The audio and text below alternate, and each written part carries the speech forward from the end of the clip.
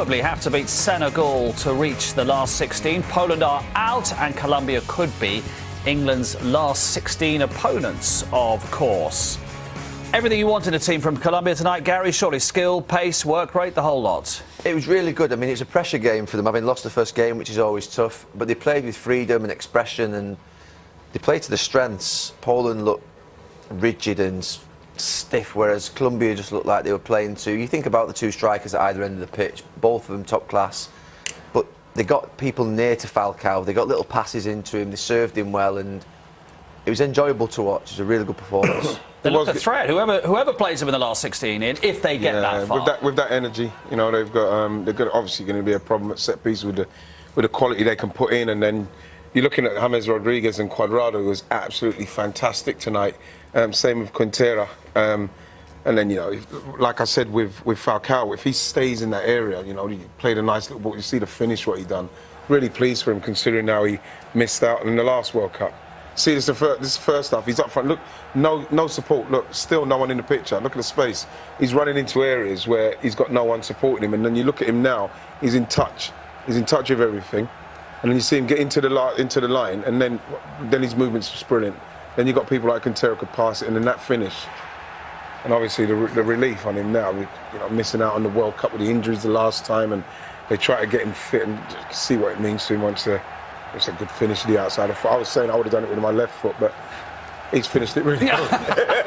But what was great is this celebration and all his teammates coming up and hugging him, because they knew what it meant to him. Exactly, you know, he's one of their great forwards. He done brilliantly up to that point before he got injured, and then he missed out on the World Cup, and so he's back now, 32, and he's in a team where we're under a lot of pressure today, and they've come up with the goods. They're still under pressure because they've got to win the last game, probably against Senegal, to get through. But Poland are going home. They've looked straight-jacketed, haven't they? Yeah, I'm sorry. You know, sometimes there are not logical explanations of what happens to a team in one game and in two games. You know, they look like they are not motivated. They look like they didn't want to be here or don't want to be here. But it's not the case. It's a World Cup. They are motivated. Everything's there. Before the tournament, probably the manager say, yeah, we've done a good job or great job. We are very hopeful. But it doesn't happen. Sometimes it doesn't happen. And it didn't happen definitely for them. They didn't deserve it. And they deserve to go home. Basically, I think Colombia's star men turned up tonight.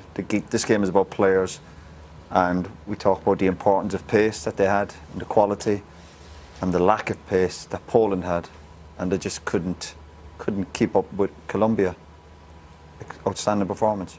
And we talk about star men, and we talked about it beforehand with Rodriguez back in the team, made the first goal and the third as well with a fabulous pass. Yeah, I mean, obviously once they went 2-0, look, Poland got desperate. I mean, you look at this, you look at the sort of connection between Cuadrado's there, Ribas, the left wing-back's got 10-15 yards on him. He should never win that race. He should always just sprint back and cover himself. Then the centre-back commits himself over narrow, leaves a massive space in behind.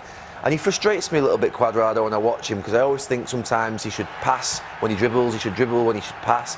But his energy up and down that right side was brilliant, and his finish and the dance again. Yeah. Well, it just shows the joie de vivre in the team, doesn't it? Reflected in the stands as well with their following. They've shown that they've won a game when they have to. They're going to have to repeat that against Senegal. But playing like that is going to be a really attractive game, isn't it? Yeah, of course. And again, but we said in the first game, we're down to 10 men. You got to stay on the pitch. You got to keep your discipline. And when your star men turn up, and they'll have a bit of momentum. They look like, again, they play with a bit of freedom. The pace they have in the team is fantastic. But they still have a bit of work to do. They certainly have. Well, it was quite a game in Nizhny Novgorod earlier on as England hit Panama for 6. Our reporter Gabriel Clark reflects on a very good afternoon at the office for Gareth Southgate. Well, here in Nizhny, in amongst the key statistic, qualification for the knockout phase, that record-breaking 6 goals, another wonderful day for Harry Kane, a set-piece masterclass, the fact that England are now 9-2 to win the World Cup, one calm voice resonated. That's of the manager Gareth Southgate, who smiled when told that this was the first time England had scored 4 goals in a World Cup match at a tournament since that day in the final in 1966. Southgate said he was more pleased with the performance against Tunisia than what he saw out on the pitch today. The start and the finish to this game didn't please him, but the clinical edge did, along with the discipline of his side, and of course the set pieces. Southgate revealed afterwards the players had gone with that intricate routine finished off by John Stones. So England topped the group on yellow cards from Belgium, but afterwards players and manager underlined the need to win the group for momentum and to send out a statement. Like Roberto Martinez, it looks like England will make changes. Southgate wants to give other players game time and to feel valued. But he also recognises the need to keep up the quality and consistency. Kieran Trippier came off with a slight thigh strain, but he should be fine for Thursday, as should Dele Alli, who is expected to rejoin the squad after injury. England flew back to Rapino this evening, and in that cooler climate they'll have just one full day Tuesday to prepare for that match against Belgium. Nizhny Novgorod might not have been the scene of England's greatest ever World Cup performance, but it's now the scene of their greatest ever tournament victory, and this is a side who fear no one. We're halfway through the World Cup, exactly 85 goals, no 0-0 draws yet, 16 penalties, more than the last World Cup already, and roughly 40% of goals from set pieces, and England have done very well from such positions. They have. I thought Gabriel's voice was lovely on that piece. It was really soft. With a nice soft focus on the camera as well, side on. Yeah. Gorgeous. No, to be fair, All right, producers. They scored 8 goals, and 6 of them have been from set pieces. And I always thought set pieces when we were practicing them as a team, say, or even when you're in the coaching side, it's really hard to get the players, particularly ones who aren't playing, to switch on to them. But England scoring 6 out of 8 goals, it's been probably the feature of the tournament. And I would say, from a coaching point of view, they're all patting themselves on the back, the coaching staff, because that is the reward of the training ground work. It's the most obvious reward.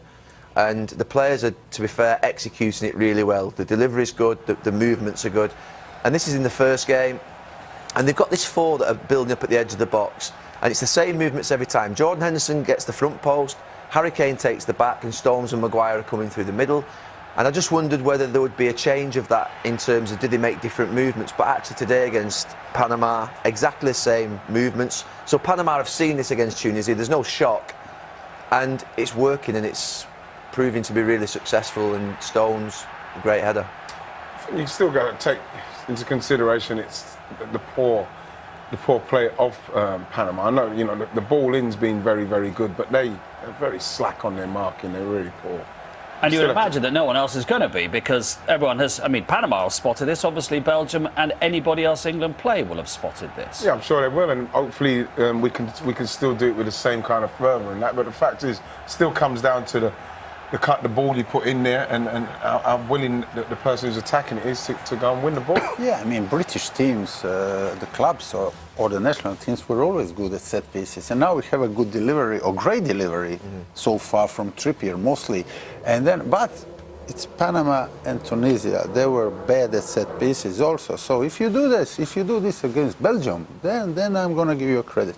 Okay. Yeah, obviously, backing up what everyone said, obviously, good delivery, good movement, and you want players, when you're going up to players who want to head it.